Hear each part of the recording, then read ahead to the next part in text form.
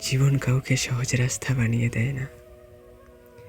কেউ জন্ম থেকেই শক্ত হয়ে আসে না, বরং সময় মানুষকে শক্ত বানিয়ে দেয়। অনেক সময় তুমি ভেবেছিলে সব ঠিক হয়ে যাবে, মানুষগুলো পাশে থাকবে, স্বপ্নগুলো ভাঙবে না।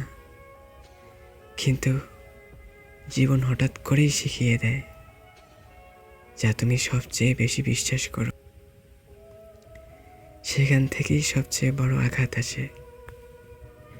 মনে রেখো, ঝড় কখনো গাছ ভাঙার জন্য আসে না।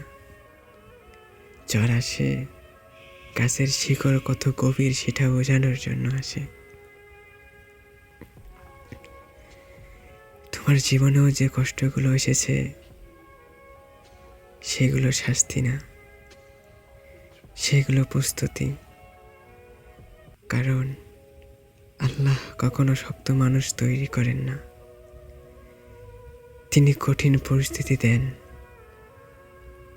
আর মানুষ নিজেই শক্ত হয়ে যায়। একটা সময় আসবে যখন তুমি কারো মেসেজের অপেক্ষা করবে না, কারো ভালোবাসার ভিক্ষা চাইবে না, কারো অবহেলায় রাত জাগবে না। কারণ তুমি বুঝে যাবে নিজেকে হারিয়ে কাউকে পাওয়া যায় না। সবচেয়ে ভয়ঙ্কর একাকিত্ব কি জানেন? চারপাশে হাজার মানুষ, কিন্তু মন খুলে কথা বলার মতো একজনও নেই। তখন মানুষ চুপ হয়ে যায়, হাসতে হাসতেও ভিতর ভিতরে ভেঙে পড়ে। অনেক মানুষ আছে দিনে শক্ত থাকার অভিনয় করে আর রাতে বালিশ ভিজিয়ে ফেলে। কেউ দেখে না সেই কান্না, কেউ শোনে না সেই নীরবতার চিৎকার। কিন্তু বিশ্বাস করো, যে মানুষটা আজ একলা লড়াই করছে, আগামীকাল সেই মানুষটাই ইতিহাস লিখবে।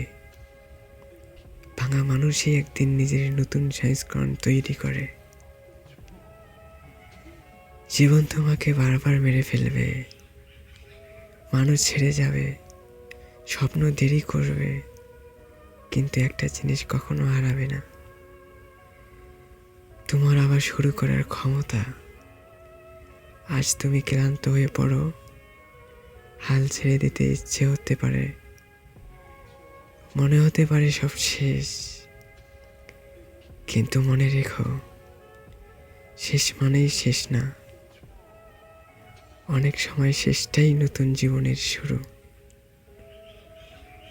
নিজেকে প্রতিশ্রুতি দাও, কারো অবহেলায় আর ভাঙবে না, কারো চলে যাওয়ায় নিজেকে ছোট করবে না। কারণ তুমি কারো বিকল্প না, তুমি নিজেই একমাত্র। যারা তোমাকে দেখে বুঝেনি তাদের প্রমাণ দেওয়ার দরকার নেই, সময় নিজেই একদিন সব উত্তর দিয়ে দেবে।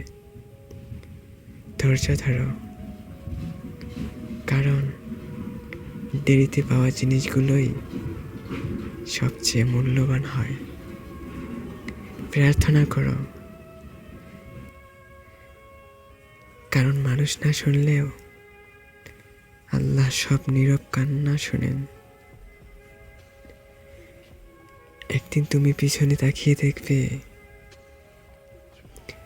যে কষ্টগুলোকে অভিশাপ মনে হয়েছিল সেগুলোই ছিল তোমার সবচেয়ে বড় আশীর্বাদ। যে মানুষ হাজারবার ভেঙে পড়ার পরেও দাঁড়াতে জানে,